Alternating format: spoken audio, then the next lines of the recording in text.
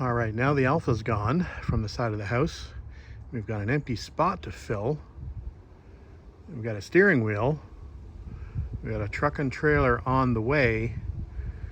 Let's fill this space up. All right, here's my partner in crime, Bad Influence, arriving with the trailer in tow, right on time. He's chatting on the phone. All right, let's get loaded up and get on the way to Lindsay, Ontario.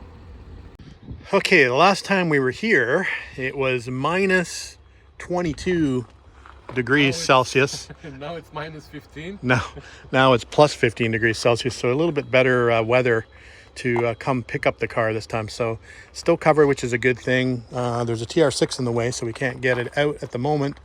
So hopefully the owner is here. Actually, quite a selection of Triumphs around here and other stuff. There's a midget that Lynn's very familiar with at the moment. You need a clutch, transmission. There's a little, I think that's a Mini Marcos, if I'm not mistaken. And then I think that's a Hillman Imp, if I'm not mistaken.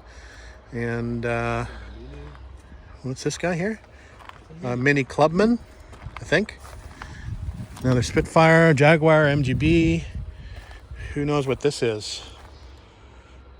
And there's another MG. So I'm not sure what this guy is. Some of you guys will know. This, I think I recognize this. This is in Austin, yeah. So, yeah, a bunch of interesting stuff. Anyway, we'll get the yellow TR6 moved out of the way, and we'll pick up the 770 TR6 PI, well, at least the body tub.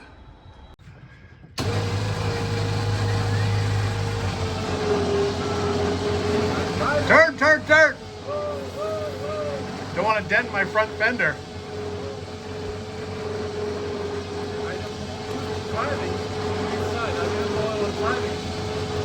That's right. Yeah. He's on the wrong side. He's got no idea where he's going. No, you're fine on the right.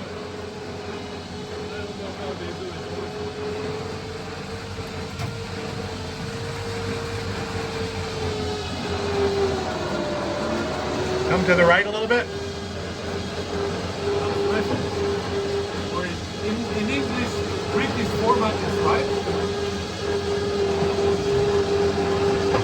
Great. All right, I got to get out of the way. All right, safe and sound at home, and no, we haven't done a very good walk around on this vehicle, but you can see the front valence definitely needs some work. I'm not sure exactly what they were doing here, cutting these front lights out. And it's obviously, I think that dent's been increased since the last time we saw the car. It looks like somebody backed something into it. So you can see lots of rust here around the headlight buckets, which is kind of typical on a TR6. And the bonnet's seen lots of Bondo. Fender's got some Bondo and cracking.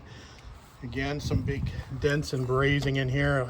Look how thick that Bondo is. So anyway, lots of rust in here at the bottoms of the B-post. Actually the floors, a big hole there. But surprisingly, there's no holes in the fronts of these floors, which is kind of odd. And the inner sills actually look okay. The toe board there has got a hole in it up front. Actually, the trunk is not in too bad a shape. The rear valence is absolutely shot on this car. The rear fenders have lots of rot here at the rear, which is kind of typical for these cars as well. Some rot here, and this whole rear valence is rotted out. So, but it is what it is. It's a pretty rare on the trunk's locked. Can't get in the trunk now. But anyway, it's a project. And of course, right-hand drive, which is the exciting part of this, being a UK home market TR6.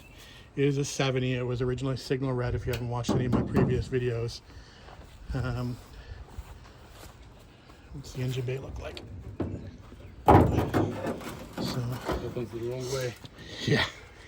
So it's been heavily undercoated in here, which probably saved some of it. The frame looks like it's pretty much shot. Obviously the controls being on the left-hand side here, or the right-hand side, the right-hand drive, but on the left-hand side of the engine bay. So yeah, there's the hose for the injection unit coming up there. So interesting. Obviously a left-hand or right-hand drive rack, which is kind of unusual for this side of the pond. Yeah, so lots of work ahead, but should be a fun and interesting project. Oh, let's put that bonnet down. Now it's getting heavy, so don't scratch it.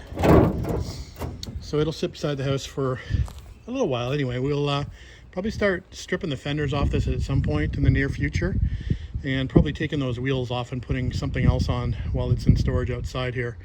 I did want to mention actually, and some of you will be probably upset about this, but I actually did purchase Les's TR6 project. Les has decided to go a different route on the TR6, and he sounds like he might want to buy something that's actually in drivable condition versus trying to restore one. So unfortunately Les has decided to discontinue his TR6 restoration dreams, and I've managed to sort of pick up the pieces. So I bought the body shell from Les and the frame from Les, so that will probably go to help me work on this car.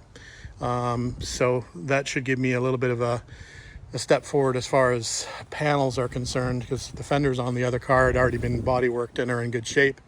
The body tub as a whole is pretty good shape on the other car, so we'll probably use some bits and bobs from that car in order to fix this car. So that's it, I think, for now. So you've got a general overview of the car. Again, this project will be in line, I think it'll probably be next in line after the 59 TR3 project, which is currently ongoing. But I'm excited to get to this car, so we're probably going to move it up in the line of restorations that we have planned. It was going to be the TR8 next, and then the TR4, but I think it's probably going to go TR6, TR8, and then TR4. But that could change. Who knows? All right. Thanks for the help today.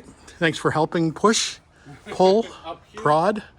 Anyway, we'll cover this up, and we'll be on our way and back to the 59.